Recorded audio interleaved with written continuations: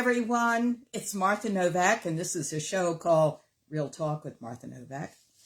I find this a very interesting show to talk about today. I'm glad you're with me. We're going to talk about why believe. Why believe in God? Why believe in anything? Why believe? What it's supposed to do and not do. And I love an article I found. The article is called The Top 10 Reasons I Don't Believe in God. It's by Greta Christina, who wrote a book called Why Are Atheists So Angry? 99 Things That Piss Off the Godless by Greta Christina. Now, I don't know Greta Christina. I agree with her about a lot of things. And I disagree with her about a lot of things as well. So we're going to have a lot of fun talking about this. I'm really glad you're with us today. I think these things bear talking about because we don't have another forum in which to talk about stuff like this.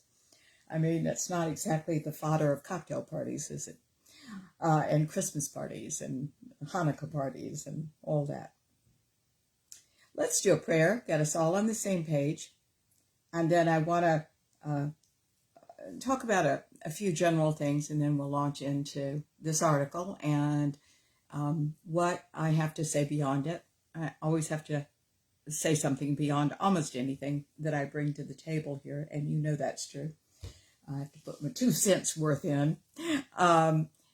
But I want us to talk about these things relative to consciousness. That's what this show's about.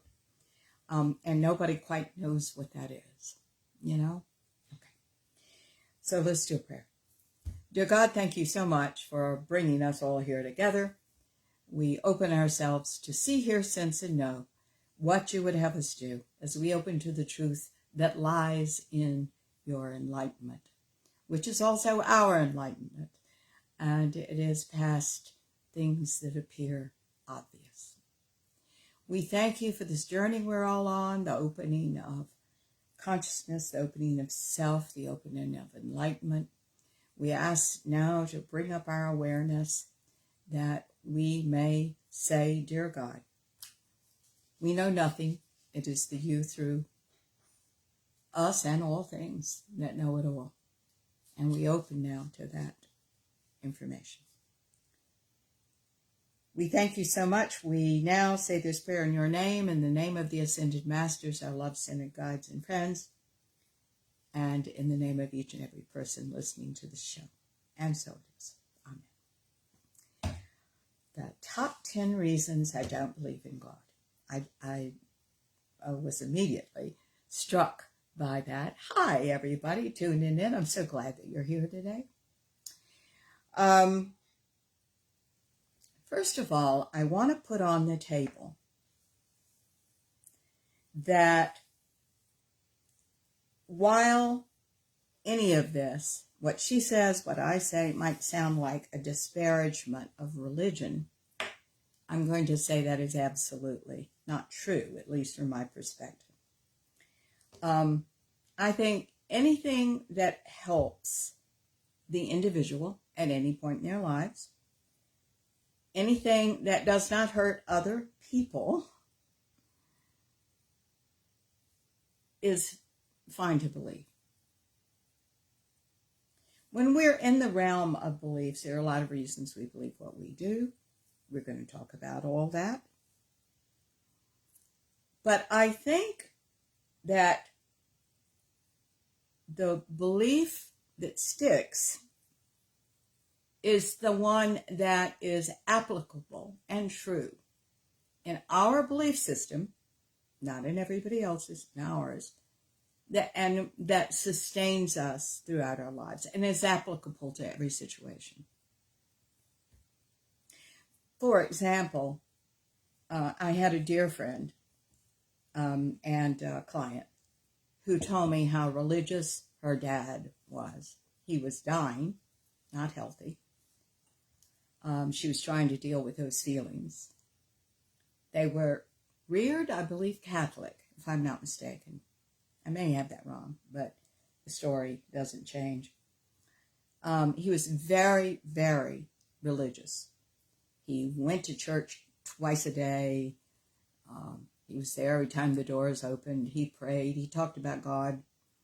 But he was always anxious, always afraid, always worried about losing his job, always worried about having enough money, protecting his family, and so on and so on and so on. And I pointed out to her, and she seemed very shocked by it at the time, that wasn't necessarily a religion or a practice spiritually for him that was applicable across the board. Now, guys, I'm not saying that we shouldn't have human feelings. We should. But her father lived in these states of chronicity for everything and more that I've talked about. So it wasn't as if he absolutely knew everything was going to be all right at some points in his life. He always thought it was never going to be all right, you see. I'm not disparaging that for him either. He has since long passed off this earth. But here's what I'm saying.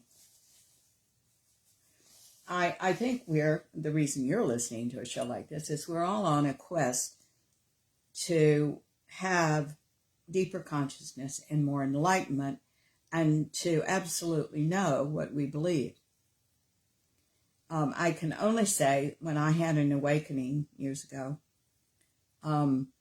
it was profound. Two things stuck with me that I cannot not believe now. You know, I have to believe these things. I know them to be true for me, only for me. See, you've got to find this out for yourself. The thing that this article misses is that you have to go further and further to see things, and that these things are inside. I was left with the knowledge of two things, that everything in my life had been perfect, not ideal. I lived a life that you have. I've had many things happen to me in my life that were not nice things. In fact, they were horrible, tragic things. But that it was all perfect. I realized what perfect really meant for me in this awakening, and that was there was not one moment that I'd wasted, even if I had done things that I couldn't live with. I thought I couldn't, even if I had been hateful and sad and petty or anything else. It was all perfect. It was all perfect. It was all perfect because it led me to that moment. The second thing I realized, unshakably, was that God is always there because God is the aspect of God. I am and you are and everybody is. There's an ascended nature in all of us, the spark, that you hear about. But in my opinion, it's not a spark, which implies a little teeny tiny thing. It is all you are. And our ego child's mind, the parts of us that think like a child and cannot entertain these bigger thoughts, certainly not the biggest thoughts, are in the way. Our privilege is to work through them and see something different and open deeper and deeper levels of ourselves. Okay. All right. To put on the table what I believe, and you've got to find this out for yourself. You see, the interesting thing about God is God's duality. We've talked about that. If you've been with me for any length of time, you know I talk about that. God is all.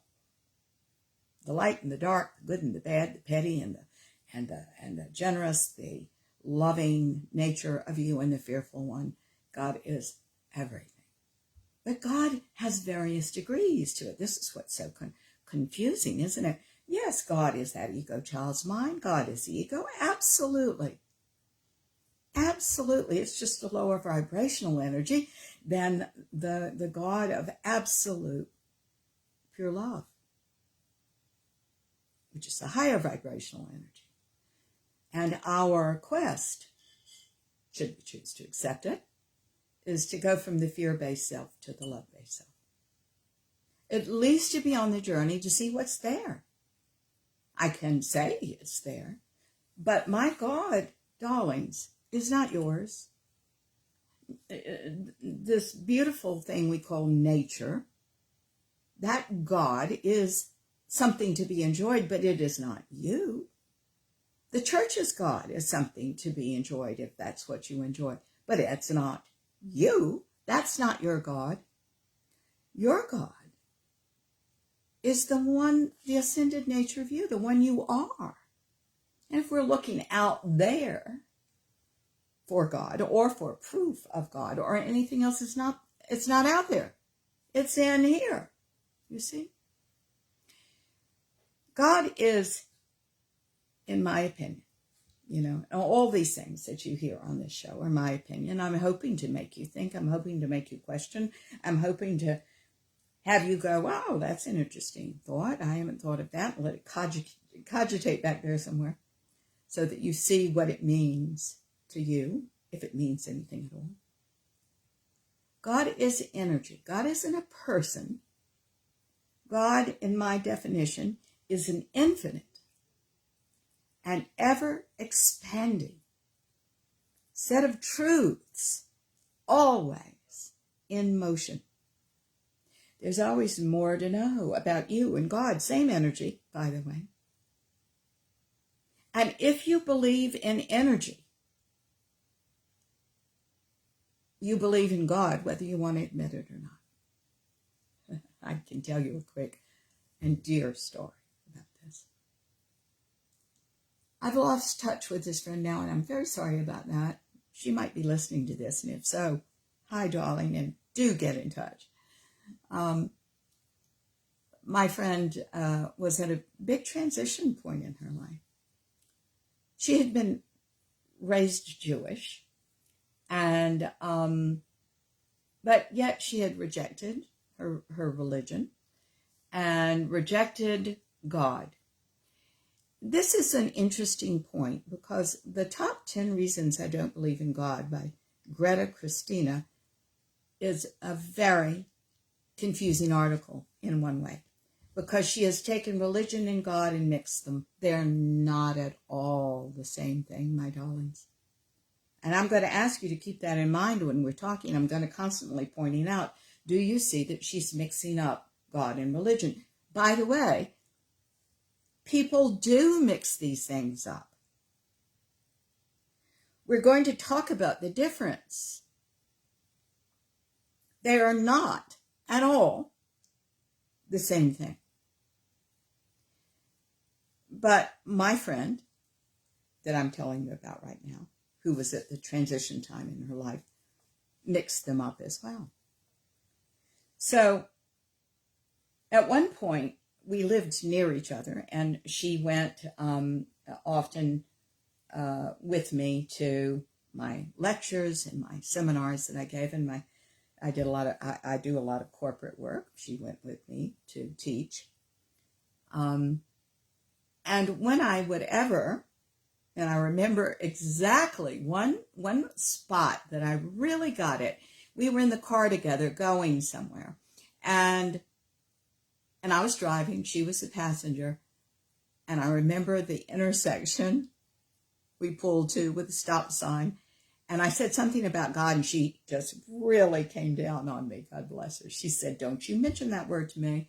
I don't believe in God. I never will believe in God. Do not use that word. And I said, no problem. Okay. So let's use the word energy instead. So because you can't deny energy, we're all energy. All matter is energy. All non-matter is energy. Everything's energy. Something we can all agree on, right? She said, absolutely. And we went on from there. So several years ago, when I was still living in Atlanta, I got a phone call. And it was from she. And it was from her. And she said, I want to tell you something. And I said, what, love? What's going on? You know, she told me about her life. We caught up a little bit. She said, I want to tell you, I believe in God now. All right. Well, thanks for telling me. Okay. She said, God was the energy, but you were nice not to push it and tell me that. And force me to talk about it. But God's the energy. I get it. I get it now. And I was delighted with that. I mean, darling, call it what you will. Call it the dog at your feet, or the lamp in the corner, or the flowers in the yard. It's all the same energy, you see? But the one that you can use, the energy you can use of God, is the one inside, not outside. You can't have those gods. You can't have mine.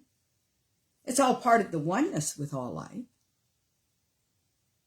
But the God you can use, that energy to make your life better, is the one you are.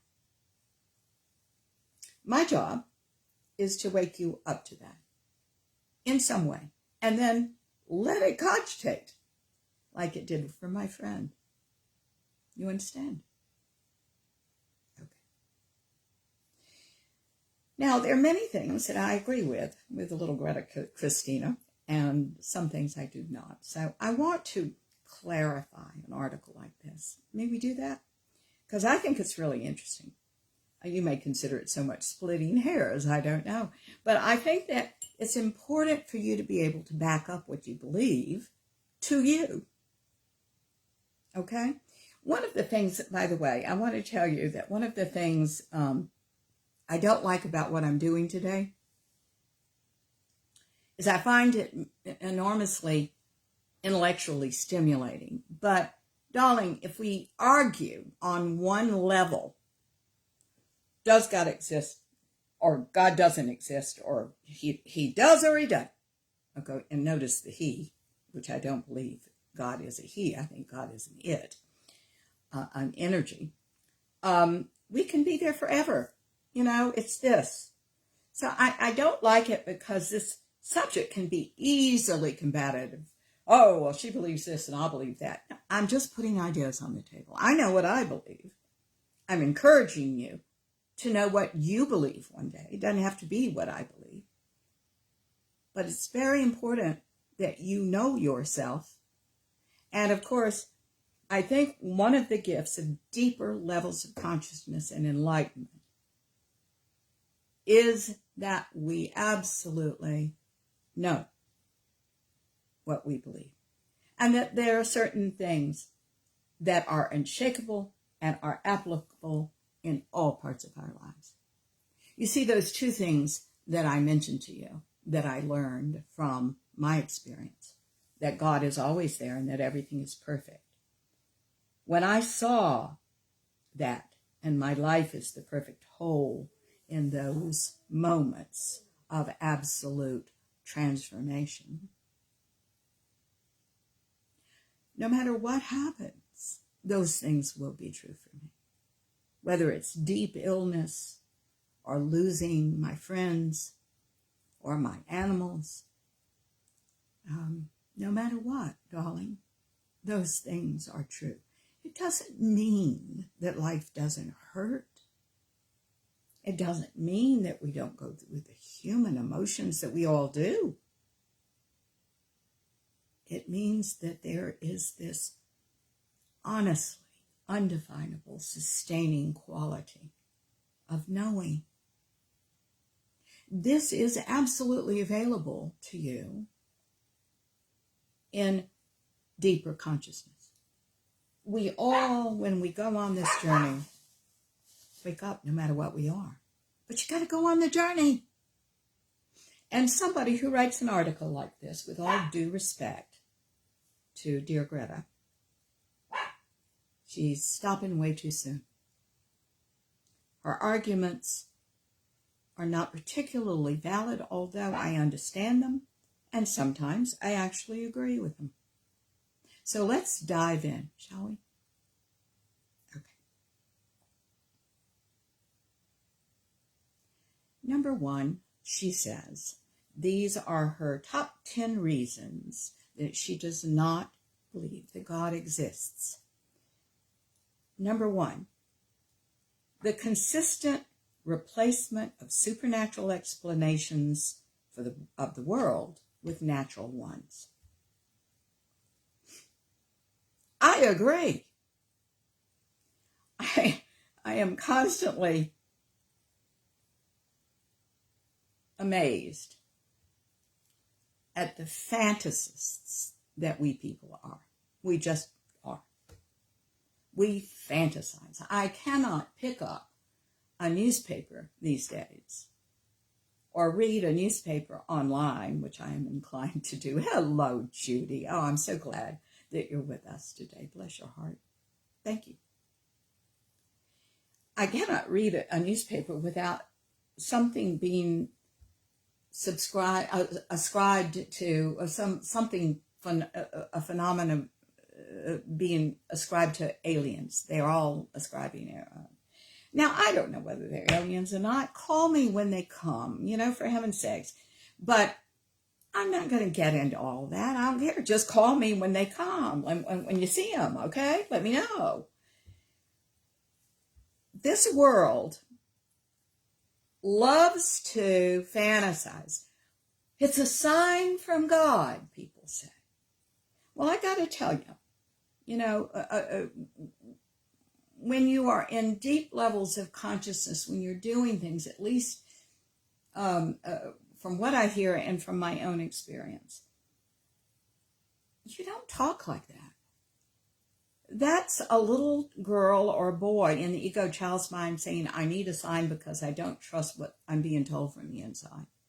I need a sign. Oh, guys, forget signs. They're there. Absolutely they are. But you can only trust them when you're in really deep consciousness and you don't have an agenda. You just want to communicate with this dear God that is all you are. You're willing to see the light in the dark of you. You're willing to do something about it. You're willing to grow and change. As difficult as it is. And how much that ego child's mind fights you. It does.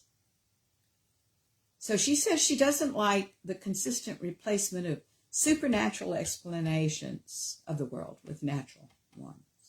And I do agree with this. We're too busy to say, we're busy as a human species, an unaware human species, deciding these, God wanted me to do this. And here's the irony of what I am saying right now. When you're in the ego mind's, child's mind, it's all bullshit. There you go. Are you surprised that I use a word like that? Don't be. I happen to believe everything is God. Bullshit is a low energy vibration word to say. I wanted to get your attention so it helps. It's all bull, kids. When you're in the ego child's mind, you're just making a case for yourself. And then you go on a journey and you look at all the reasons that you gather evidence for what you believed as a child, or you gather evidence for what you want to believe now, which is diametrically opposed to what you believed as a child, because you dare not believe that anymore. You want something else. That energy is not grace. That energy is just raging against something that you used to believe and you don't want to believe anymore. But here's the irony. You do believe it still, or you wouldn't be having that energy behind it. Do you understand? Yeah. We're still doing this all the time. History is full of this, ascribing, natural phenomena to spirituality. She goes on to say, all things were once explained by religion, And I agree with her. Religion has been and still is from time to time overreaching. Religion, not God. Okay? Religion. Keep in mind, kids, religion is man-made. Yeah, thank you. Thank you, Judy. Yes. Yes, you love signs. Well, darling, I love you to love signs. Here's the thing. It's the beginning of the journey. I see signs from time to time myself. I have seen miracles that you would not believe and nobody would believe. Okay? Do I talk about them all the time? No, I don't need to. They have given me, they're all part of a system that is me right now. I do this for a living. Do I want to argue with somebody about this? No, I want to support them believing whatever they need to believe. Okay? Do you understand? I say believe anything you want at any point in your journey, but it is a journey, and don't forget that, because if you lock in to what you believe, i.e. dogma, i.e. a lot of religions, you can't go on. You've already stopped your growth, and perhaps that's the point. Because a lot of religion historically has been about controlling people. Now, I don't see that so much. I was raised a Presbyterian, and, you can say, well, Presbyterians believe in predestination, all that kind of stuff. Well, I never heard that in church. I just heard the same old kind of religious dogma that you hear everywhere. Can I go to any church and enjoy it? I can. Can I go to any church and do I sit there and go, I don't believe that. No, I don't believe that. But good for them. Good for somebody buying that to make their lives better. I have no problem with that. My job is just to put out things that you may want to think about so that you can enhance your journey and go on it. And not, by the way, feel so alone, because when I was coming along, there weren't many people to talk to about all this. I kept feeling that I was always a very spiritual person. I always saw things, energy, for example, that other people didn't see. That's fine. I don't care. It was just part of me. And so at one point in time, or several points in time, I thought about, maybe I should be a minister. I should go and go to a seminary or something. But I knew that wasn't right for me. You know why? Because it was dogma. There isn't one that it wasn't a dogma. And I didn't know what I believed.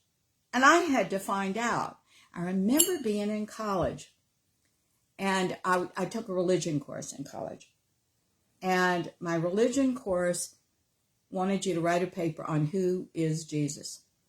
I failed that, I think. Either that or I went and just copied other people's ideas down. I can't remember quite. I didn't do well. In fact, I might have even failed the course. I don't remember. I know I failed that paper. But it bothered me. I was reared to be Christian, even though I have some Jewish heritage. What did I believe? What did I believe about Jesus? What did I believe about God? What did I believe? Did I believe anything at all? And the old teachings, in some respects, just didn't make any sense to me. And I'd see some contradictions in the Bible. And I had to ask myself, very young, 20 years old, 19, 20, wait a minute, what is all this about? Who am I? And why can't I write this paper? Oh, it's so easy to say, oh, I'm just a failure, or I'm not smart, or I just never, we have all sorts of things. I may be the way I'm wired, because I think curiosity is probably one of my top 5 traits. I wanted to know more. And what I wanted to know was not in any kind of dogma. I didn't know what I believed, but I knew I had to look for it. Now, she goes on to say that so many natural phenomena were once explained by religion. And she goes on to say the explanations based on religion were replaced by ones based on physical cause and effect, where science is learning more and more, right? Science is learning more and more. The number of times that a supernatural explanation of a phenomenon has been replaced by a natural explanation, she says, happens thousands upon thousands of times. Yes. What I find so interesting that I still see about life, and I certainly see about her mindset, is that why can't science and religion exist together? They can. God is everything. God is energy. God are these phenomena. The things that you call supernatural are just things that science hasn't put a name on or discovered yet. And maybe they will, and maybe they never will. I mean, after all, we use the word mysticism. That implies that things will always be a mystery, and I do believe that things will always be a mystery in certain respects. Dears,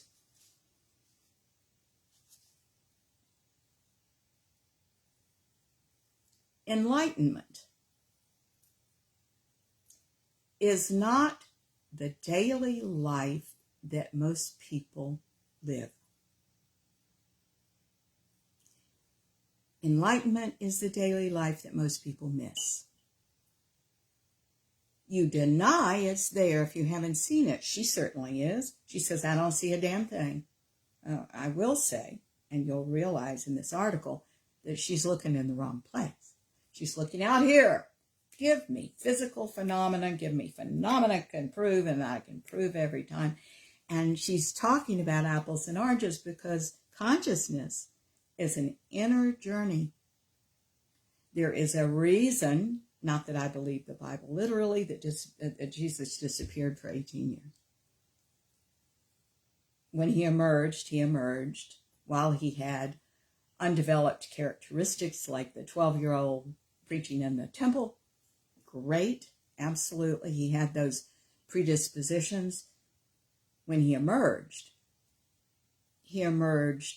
after a great deal of work on himself internally in some way. That's what we do. Jesus even said, when he performed his miracles, you will make greater miracles than these. Guys, it's because we have this ability inside of us as healers, as who we are as divine. But the thing that confuses us is that our divinity is only found by going through our humanness, and that's only found by finding what our issues are and confronting them and dispatching them and waking up. Do you understand? That's when consciousness starts deepening, and if you go far enough, someone down the road is enlightened.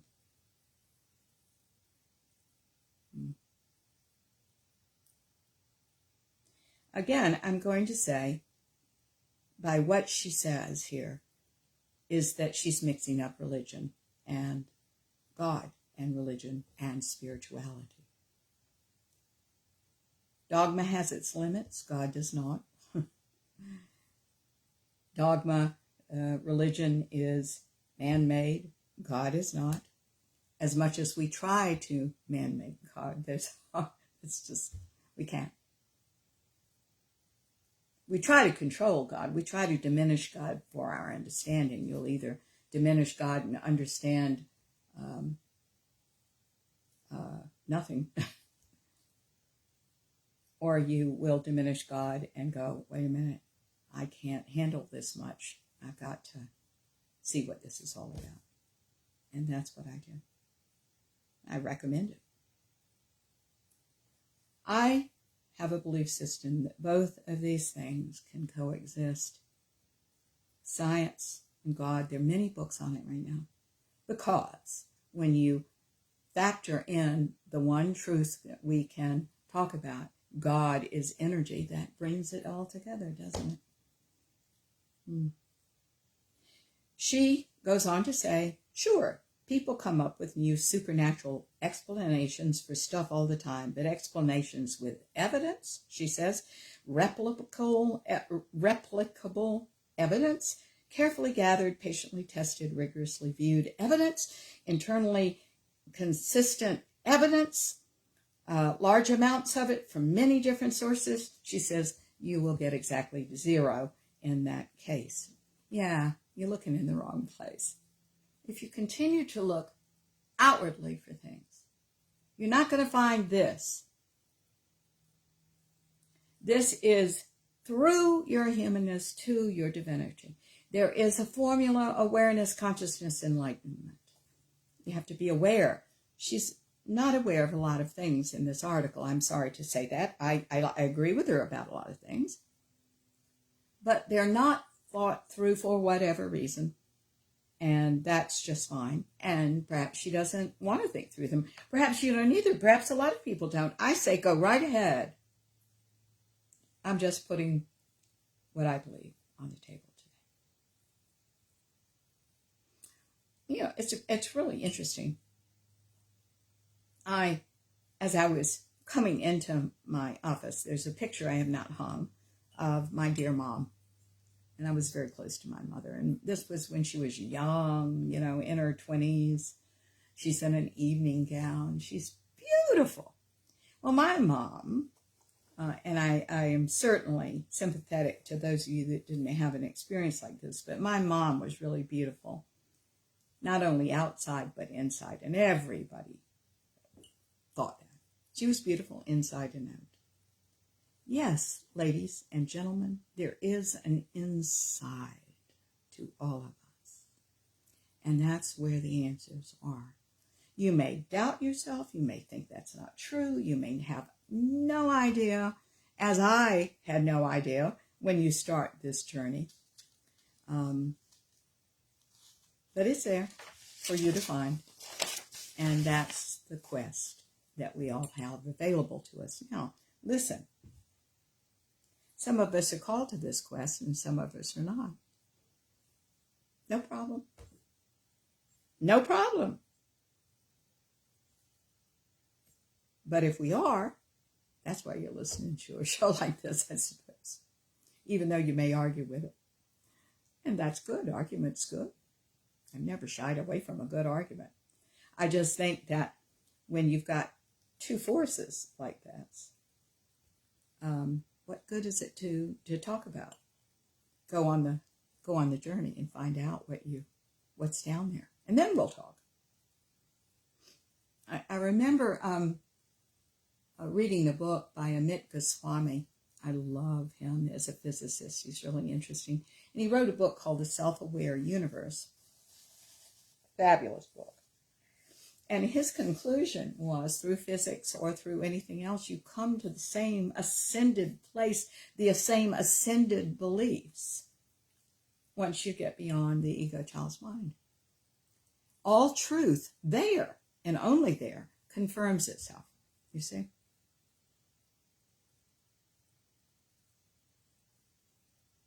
And that's when I believe the signs. That's when I see the miracle of how it all works together, working out. The miracle of timing, the miracle of abundance, the miracle of joy, the miracle of talent, the miracle of who you really are. Nobody ever gets there, by the way, and goes, oh, I'm so disappointed with us. Oh, you're not going to do that. And yet every ego child's mind propaganda statement has that at its core. Oh, you better stay where you are and within these limitations because, you may not like it there.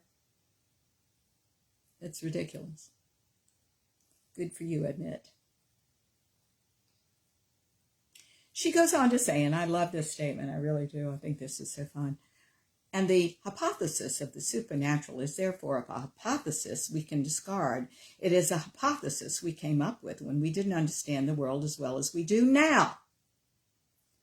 But that, on more careful examination, has never been shown to be correct.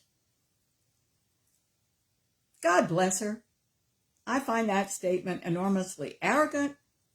It's possibility arrogance of youth, as we all were there.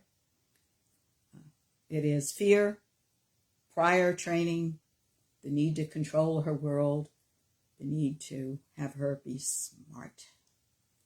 Darlings, there's always more to know about everything. I am telling you the truth. I think that when you go on this journey, it's like you're so open because you've seen so much that you just continue to be open. I was talking to someone this week about being open-minded, and I said something that I will say to you. A big part of that is absolute innocence. I'm not talking about naivety. I'm not talking about not being discerning. I think those are all part of God too. But the innocence of I'm just doing my job right now. That's all I can do. I can just say what's on my mind right now to you and give myself over to whatever higher energies that I have within me to do. There you go. That's what you get. I don't think I know better than you. That's absolutely not true. In fact, I can tell you right now, the more I live, I don't think I know anything. And that's open, isn't it? Let's be open to the next thing. I just know what I believe right now. That's the only thing I know. Okay, kids, let's keep going. She says, I don't believe in any sort of religion, in any sort of soul or spirit or metaphysical guiding force, anything that isn't the physical world and its vast and astonishing manifestations. Well, I am so glad she finds this all astonishing, but she's looking in the wrong direction to find what she's talking about here. That's all. You know, you can rage and scream that you're in Atlanta when you want to be in New York, but you got to go to New York to experience New York. Right?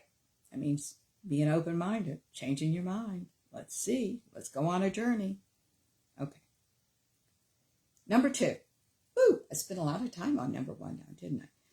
She says that one of the reasons she doesn't like, what did she say? What was this? Why she doesn't believe God exists is because of the inconsistency of world religion. Guys, do you see with that statement that she's mixing up religion and God? Okay. Don't do that. She goes on to say, if God or any other metaphysical being or beings were real, and people were really perceiving him, her, it, them, why do these perceptions differ so wildly? Well, because they're man-made. That's all. They're all man-made. We're all receiving what we can of the divine, even people that are enlightened. You can't know all of this. This is all energy. This is the energy of the universe and the spheres and the energy of each and every baby's cry and lover's sigh. My God, kids. You can't get all of it. We only have our part of it that we can understand. If we understand that, or we can rail against it, that's just fine. But they're all filtered through who we are as human beings, and that adulterates the whole. I know when I have truly been down there in very deep consciousness and have touched on, for whatever reason, God's love. I have to turn away from it. Because it's a human being living here in this body. It's too much. It's too great. It's too much love. It's too much. But that's what we'll receive when our physical death happens. That's why we go running. I don't think we're supposed to go running right now, you see, until our time comes. We're supposed to go, at least I am supposed to go on this quest. I hope it's you too. I hope it's many people to see what there is about this for me, but through the human experience, and to bring something like that to this world. Just what I'm supposed to do. Okay. She goes on to say, and remember, we're working on her note here that everything differs so wildly, all these world religions. She goes on to say, there is no agreement about what God is, what God does, what God wants from us, how he acts or doesn't act in the world, whether he's a he, whether there's more one or more of him, whether he's a personal being or a diffuse metaphysical substance. And this is among smart, thoughtful people, she says. What's more, many smart, thoughtful people don't even think God exists. Boy, she's building a case for what she believes.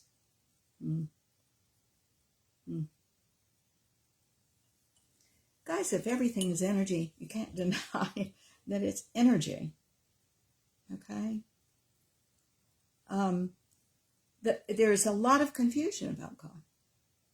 Because your own God, the one you believe in, to whatever degree or non-degree, is in you right now, is a part of a oneness that everything is.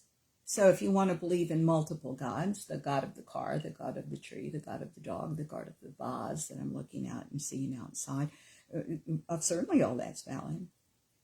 But again, there's a personal thing for you to contact that you will learn how to work with, this incredible energy that is within you.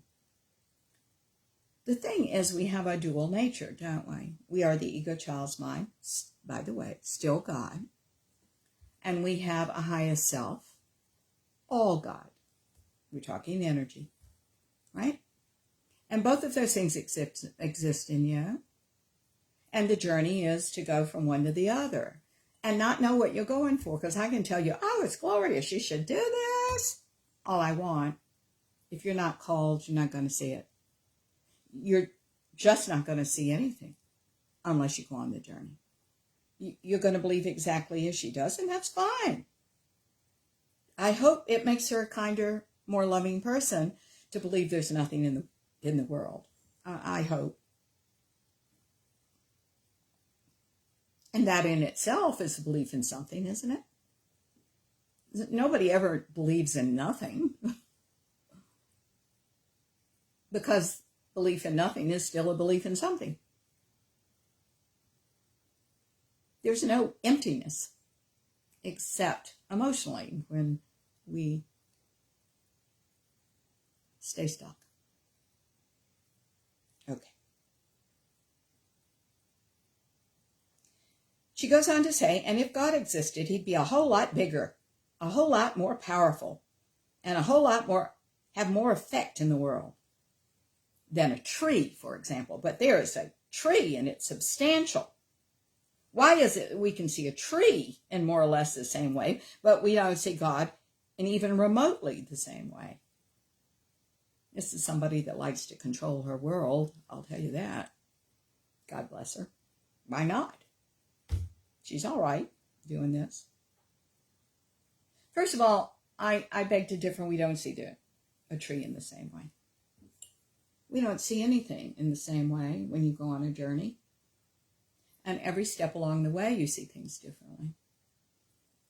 This week, 3 of my clients came in and said, I want to tell you that things have just changed. So-and-so is so much nicer. Or this work is so much easier. The work that they do in the world. And I have to point out, Those things didn't change. You changed. Your perception changed with the work you're doing. And I'm proud of them for doing it, right? She says, the only explanation for any of this is that God does not exist. We disagree so radically over what he is,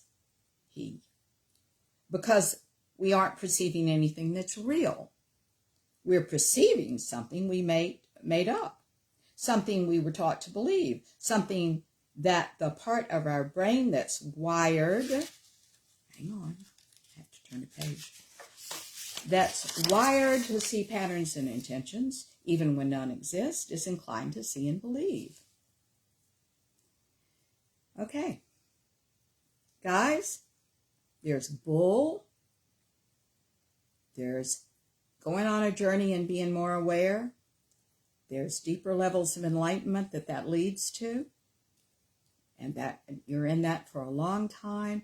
And then there's really the opening of seeing how it all really works. There, all truth confirms itself. You're somewhere in that lineup. Okay? I can't prove to you that all truth confirms itself. I can tell you stories. I'll be glad to tell you stories sometime that happened to me. But they're just stories that mean nothing to you until you experience some sort of your own phenomena and get it. As a matter of fact, what I'm going to say is God's been looking out for everybody, even whether you believe in it or not. But how much do you need? If you will look back at your life, you will see, well, that was proved, that was proved, that was proved. Boy, did I just slide through that. That's great, that's great, that's great. Okay. But you're saying that's not enough to prove anything. And one day you'll wake up, as I had my personal awakening, and you'll go, wow, I get it. I so get it. I get it. And the interesting thing is, a lot of the fundamental teachings, what did I have? I had something on my desk the other day, that somebody gave me a keychain, because I have a new house, that was the keychain about, whenever we're walking on the beach together and you see one set of footsteps, I was carrying you, an old spiritual thing. You find that you have more in common with people than you don't. I mean, that's a very corny, sweet statement, right? Nevertheless, it's true. I proved it to myself it was true, I don't walk on the beach. I didn't see the footprints. But in that awakening, I knew that God had never left me. I was there.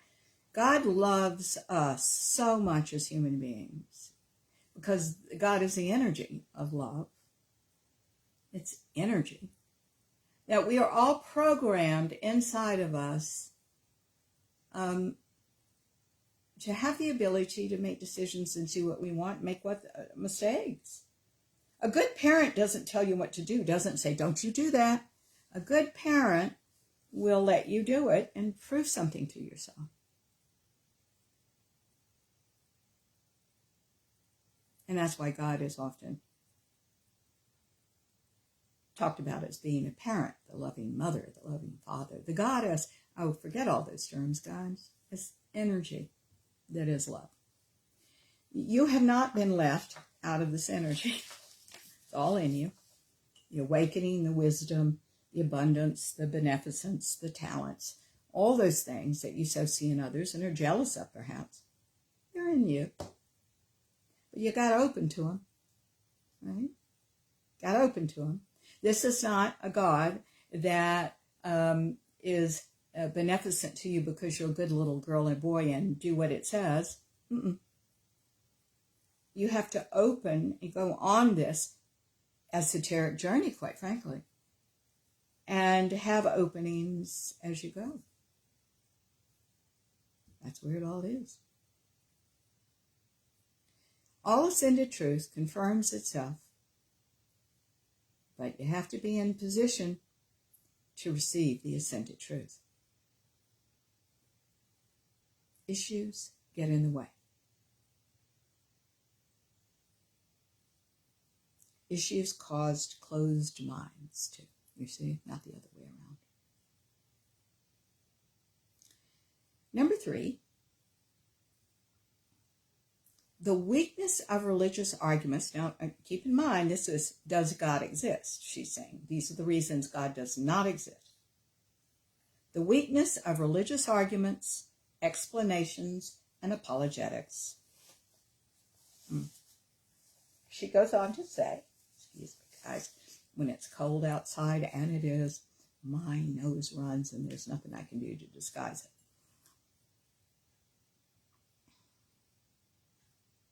Oh, I'm sorry, I didn't, hey Michelle, I didn't see your, oh, that's so wonderful. I love that. She said, I found the Bible a very exciting book to read, very multifaceted. Boy, that's really marvelous. The more conscious, the more faceted. A book on life itself, all good and bad. That is so wonderful that you said. I have something later on. I might as well jump ahead since you did, kiddo, and say this.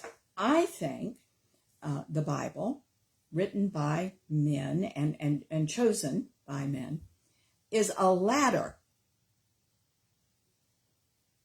How's that for bringing things down to earth? It's a ladder, just like a ladder that you have in your utility room or your basement or outside. A ladder. It's a ladder. What I mean by that is that there are all sorts of truths in there according to where you are in your consciousness work. I can give you an example of that. Yes, Michelle says, yes, that's what I'm saying, absolutely. The book of Job, it's a short little book. Oh, do go back and read it, all of you all, even if you don't say, I don't want to read the Bible.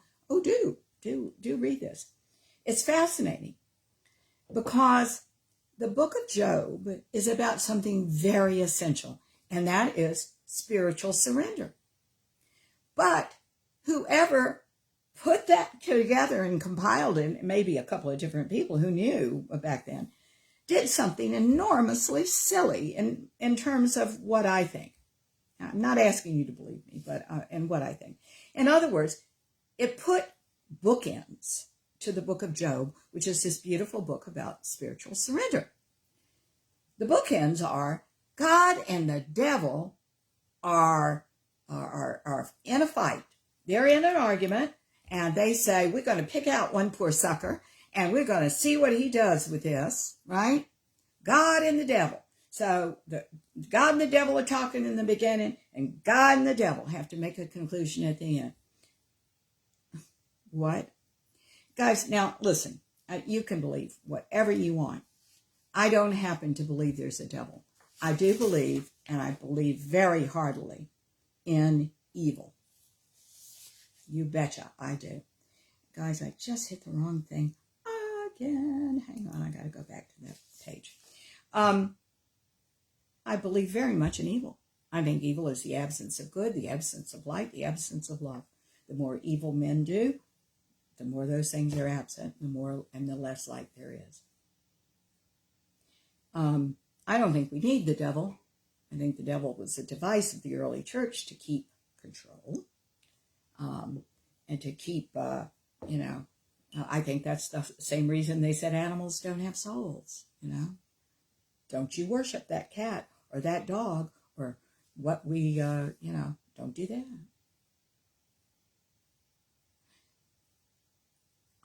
Now, I'm just talking about my beliefs. I'm sorry if it flies in the face of yours, but I think that anybody who is fighting to have the devil in their lives, number one, ought to look at their own personal responsibility and responsibility that others are taking or not taking. And I think that we too easily shift blame. I think that answers are in our own beings. And certainly, when you're talking about going on a journey of consciousness, you're talking about going from the fear-based self, which, by the way, is the whole reason one controls or believes in the devil, all right, to the love-based self. Oh, God. You have it both in you. You have them both in you. You always will have them both in you.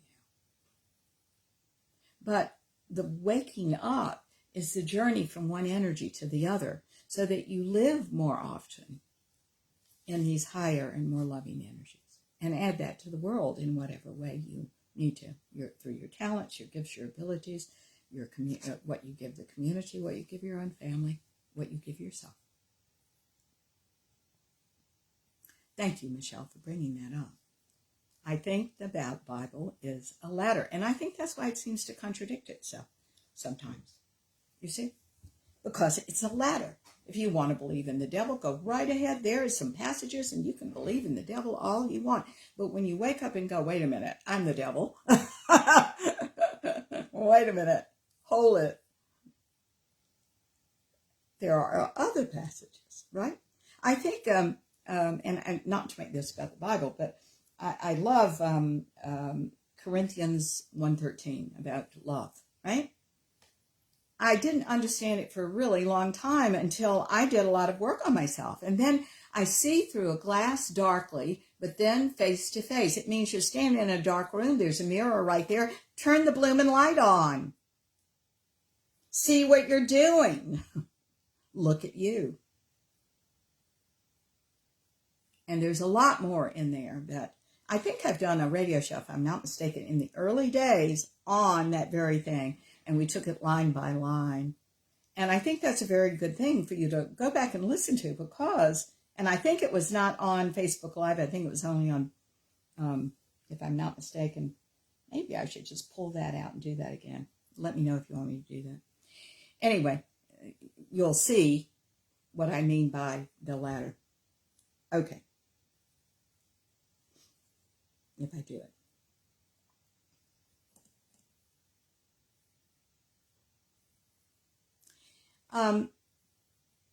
The weakness of religious arguments, explanations, and apologetics. I talked to a group one time who were a lovely group. There was a man there, tight, rigid, and he asked what I was going to talk about, and I told him. And he said, I already do that. I do it. I am this all the time. He was serious, you know. And guys, I knew that wasn't true. Why? Because people who are in the energies that we're talking about that are available to you inside one day, as you grow, as you change, and maybe you are there now, they're quiet. They don't need to talk about all this. That's why I'm conflicted when I do a show like this, because I don't particularly want to talk about this, but I thought this article was too good to pass up. Why not? But that's why you don't hear me saying, oh, you know, it's so wonderful. Listen, you know, here's how this, and talking about my experience and who I am and what I believe and preaching about all this, because that's not this journey. This journey is, it's enough for you to know it yourself.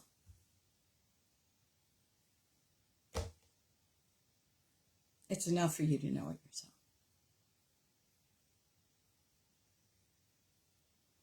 She goes on to say, the argument is all from authority arguments about the existence of God. Example, God exists because the Bible says God exists.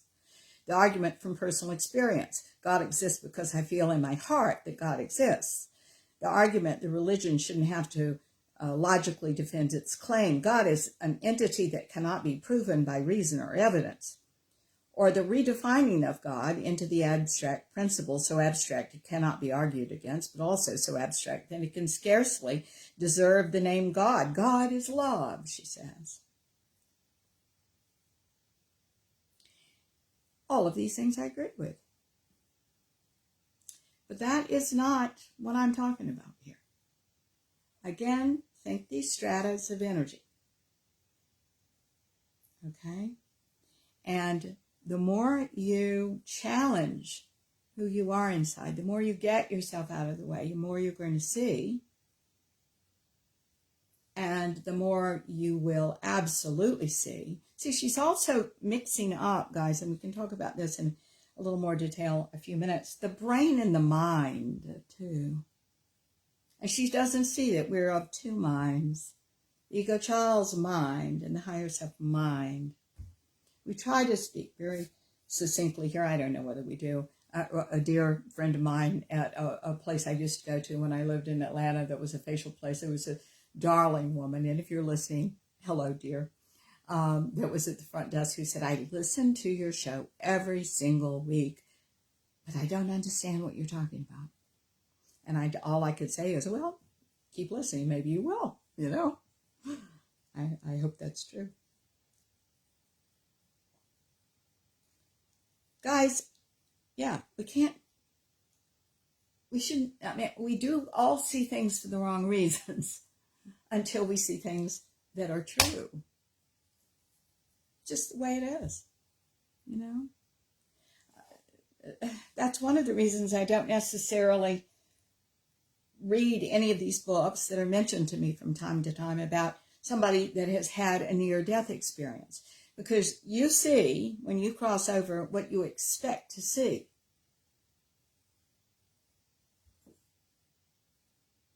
Okay. Write all the books you want. That doesn't change my experience and what I'm going to do.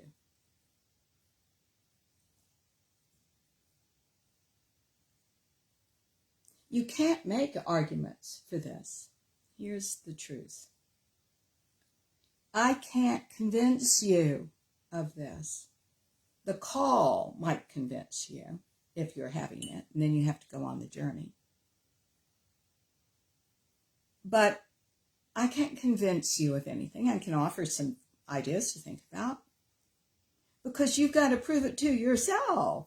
I had to. And you cannot force yourself to open consciousness.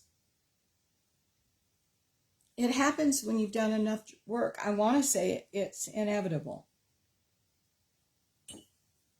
So if you don't see it yet, you haven't done enough. Keep going. Oh, I've done so much already.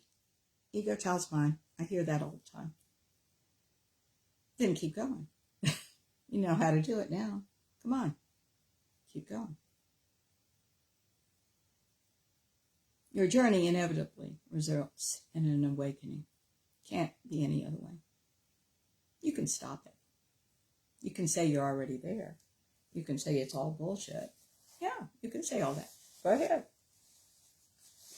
Fact is, if you don't see yet, just keep going.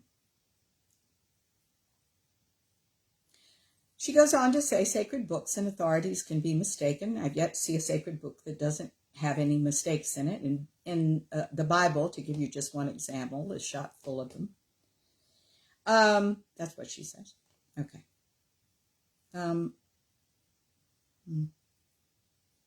Again, I say that the Bible and a lot of religious books are latter.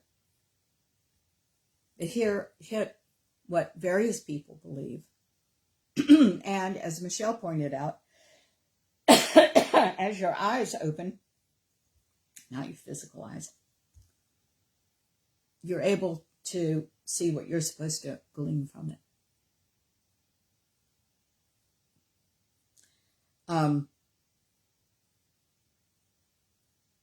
The 1 Corinthians 13 that I mentioned, everybody on one level thinks that's about loving. And it's not. Does that shock you? It's about waking up. And when you do, you love more.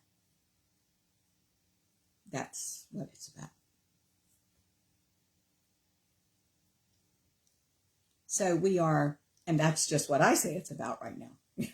And see me in another 5 or 10 years, if I'm still alive, I may have a different opinion, even more, see more in it. Okay. And do look at that book of Job. That, I think it's hilarious. I mean, it's like a comic book on each end of a very important message. Come on, you know.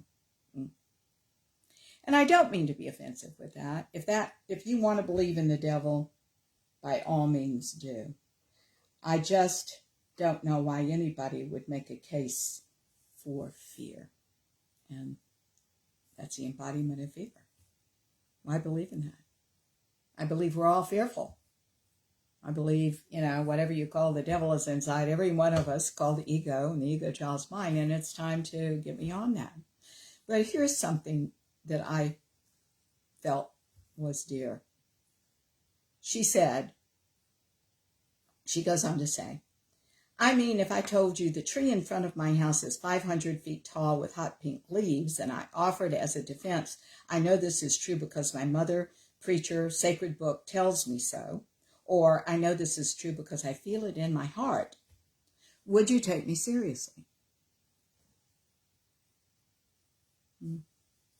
I thought it was interesting that she asked, would you take me seriously? Because the ego's just revealed itself in that, hasn't it? I know she's just trying to make a point, I see. But that's an interesting way she's put it.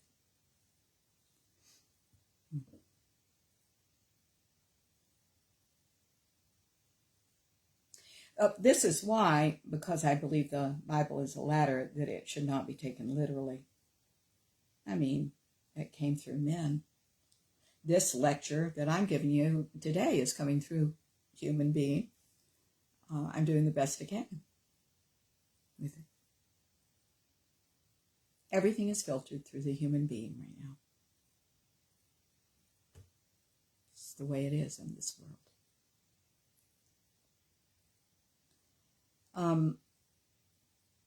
Okay.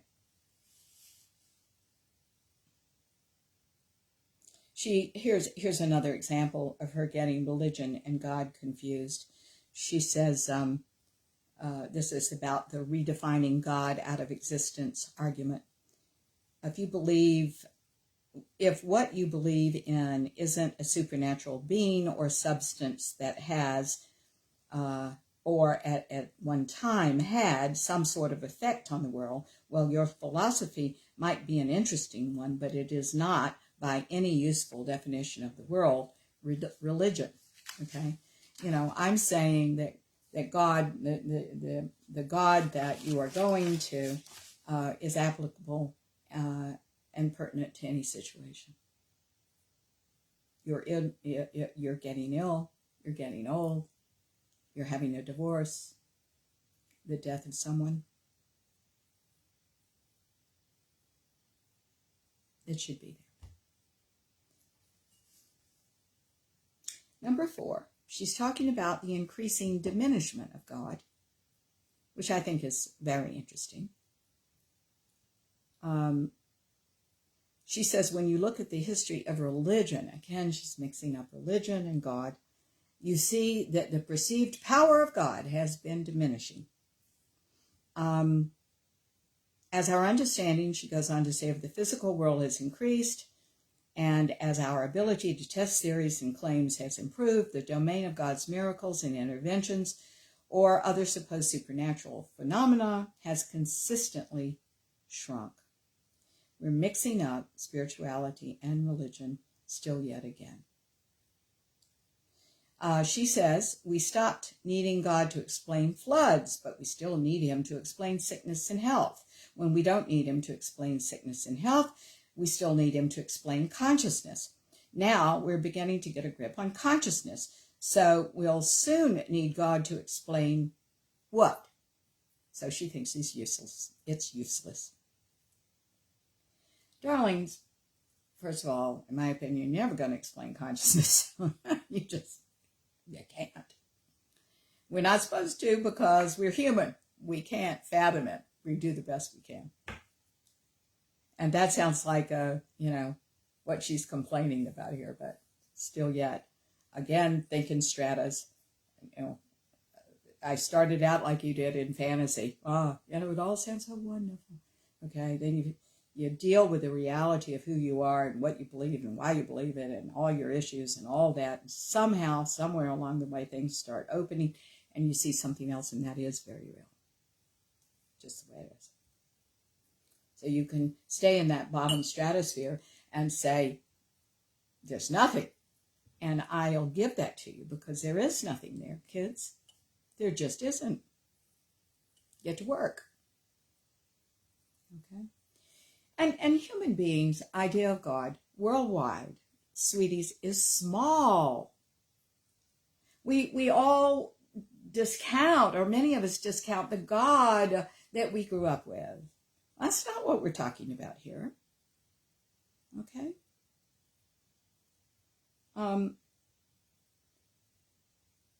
That's not what we're talking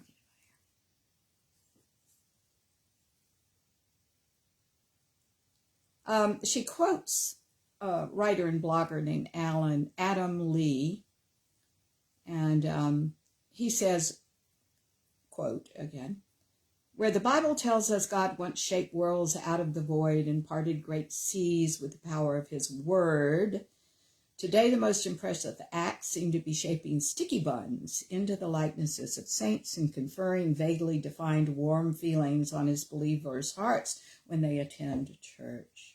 I think it's terribly funny, but it does show you our warped idea of God, right? Where does it say it's energy? Where does it say any of this?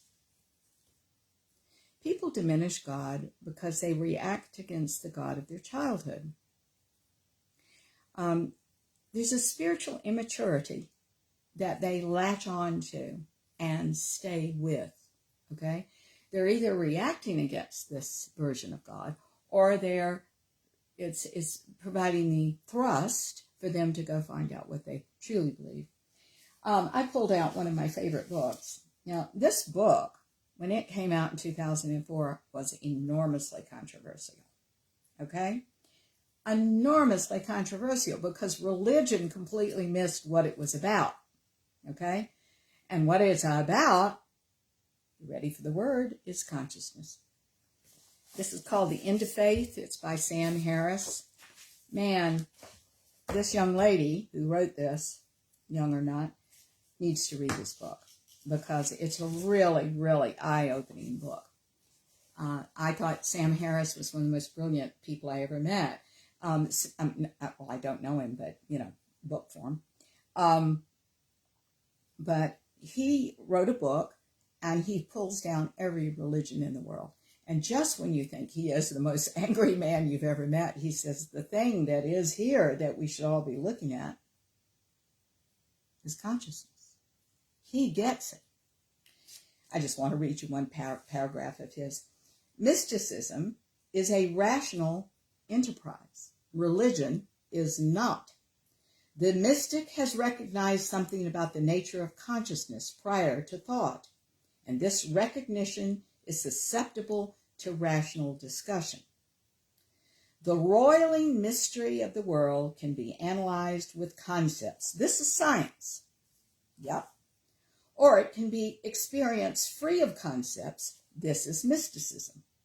Religion is nothing more than bad concepts held in place of good ones for all time.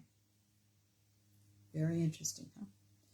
It is the denial, at once full of hope and full of fear, of the vastitude of human ignorance. Now, he's pretty hard on religion, and I'm not. And I'm going to tell you that right now because, sweeties, if it makes your life better, you go right ahead. But this is also on the other side of this. And what's interesting is, I can reconcile the two. I can go to anything. I enjoy hearing what other people think and feel. I love a good discussion. I'm not trying to change anybody's mind. It's just a different side of the coin. And sometimes I don't need to say things out loud. Sometimes in my mind, I'm just going, well, I don't believe that, but I certainly support this other person's right to believe it. I do. We just shouldn't stop. So we can grow and our minds can change, right? We never question things. We just, like this woman, close the door. God doesn't exist. Religion has made her mad, or it's just not rational or anything else. And okay, fine. But it's like throwing the baby out with the bathwater. Which one's the baby? Which one's the one you should keep and explore and know more about? Right? Number 5. I'm not sure I'm going to finish this today. I might have to finish it next week. I hope that'll be all right with you all. Let's get through 5, though. She says she doesn't think God exists because of the fact that religion runs in families. Okay. She says people believe whatever religion they were taught as children. I think she's diminishing people and what they're capable of. I was taught as a child, I went to, I sang in the Baptist choir. I dated a Catholic boy, so I went to that church too. I went to all these churches. I was reared Presbyterian, and I went to an Episcopal school. Okay. Michelle said, oh, yes, and, oh, Scarlett, hello, baby. Yes, Dolly, do listen to replay. Scarlett got in the middle of this, and she's going, what the heck is this about? Oh, I love that. Thank you, sweetheart. Yeah, go back and listen. I think it's an interesting show myself. But, of course, I don't know. What can I say? I think it's all interesting to talk about. Michelle says, in the Bible, it points out the hypocrisy of priests. And yes, that's stuck in there somewhere. Absolutely. Guys, we're all hypocrites. I happen to think we all are. I mean, look at the ego child's mind for everybody. We're all hypocrites. We're all selfish. We're all unloving. We're all hateful. We're all everything. That's part of us. How many people do you know that don't like to admit that about themselves? I remember, I think I've told you all this, that when my husband and I first got together, and you always have the squabbles because you're getting to know each other on that personal level, right? And at some point I said, you're an asshole. And he said, yeah, and you're an asshole. And I went, yeah, I am. You're absolutely right. Guys, we are everything. And for anybody who's looking and even halfway sensitive, they see what you are. Why not just get on with it, right? Grow, change, find out all about your highest self. Find out who God is to you. We should question. We should question. There are things in every religion that don't make a hell of a lot of sense. Question those. Find out who you are beyond all of that. You are a spiritual being in physical form. Prove it to yourself by going on this journey. You see? See? We're everything, my darlings. But you are also divine. And that's not that you should say, oh, I should do this because I want to be divine too. I think I'll go do that. I'll be well thought of. People will think I'm somebody finally. I'll be divine. No, it won't work if you just don't go in with the innocence of a child, the discernment of spirit. You've got to learn how to be emotionally, mentally, physically, and spiritually mature. And this is what it's all about. The fact that religion runs in families. Guys, I want to address this for a minute, and then we'll stop with this point. I want to tell you a cute story about my mom. I had a great mom. Really, I did. She was remarkable. And at this time of year, and I don't know when other people are going to be listening to this thing, but right now we're right before Christmas, right? And my mom always had to have a little green Christmas tree. But my mom had this wonderful creative wild side too inside of her, right? She never let it out because every year, right after Christmas, she said, Martha, I'm not going to have a green tree next year. I'm going to have a pink tree. I'm going to have a white tree. I'm going to have a silver tree. I'm going to have a purple tree. I'd say, that's great. Let's break with tradition, right? But every Christmas, right before Christmas, my mother would go out and buy a green tree because she just couldn't break with tradition. Now, I buy a green tree usually because I like the smell of the real tree. And up here where I live, it's a Christmas tree industry. It's Christmas all the time up here. Isn't that nice? You see them growing everywhere. However, I always have a little pink feather tree, and I have a silver tree, and I have a white tree. And I put them, various sizes all around the house because I don't want to be pigeonholed. I don't want to be traditional. Guys, there are no enlightened traditionalists. If you're trying to hold on to tradition and what your family believed without ever thinking something else and investigating that there might be more, you're doing yourself a bit of a disservice. Having different color trees reminds me of that. And how I don't want to be afraid like my mom. She was a wonderful human being, and I love her, and I supported whatever she needed, and she did that for me. But I'm going to live my life and know there's more. So Christmas trees to me are very spiritual, The decorating of the spiritual tree, a Christmas tree, very spiritual. I decorate it with what I am grateful for in the last several years. So she goes on to say, which leads me to the conclusion that she says, that religion is not a perception of a real entity. Well, okay.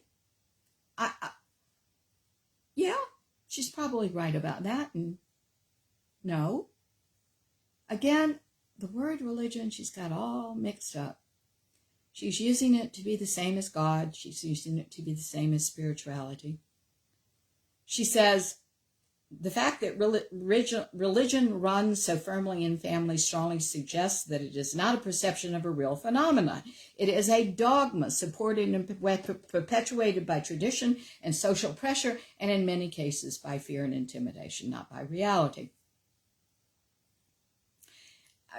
I have to agree with what she's saying to a certain extent, but keep in mind, it might be doing somebody good. And in that case, whatever it is you believe, as long as it does you good and it doesn't hurt anybody else, 90 seconds. I say go ahead. You cannot be arrogant enough to say it won't do somebody some good somewhere. You see? Guys, we're going to stop there. I'll come back with the rest of this. We have 4 other things to get through that she talks about. I hope you're having fun with this. I'm having fun with this too. I just feel kind of awkward about talking about this because it's just refuting somebody else's ideas, which I support her ideas that she believes this way. I say, go ahead, but it's a good place to talk from. Guys, I'm going to pray afterwards that we use this in whatever way your scented self wants to use it. But thank you so much for listening to me today and continuing to listen and support the show. It means the world to me. It really does. If you will get the word around about us, if you will send these shows around so that people can hear them, thank you, Michelle, very much.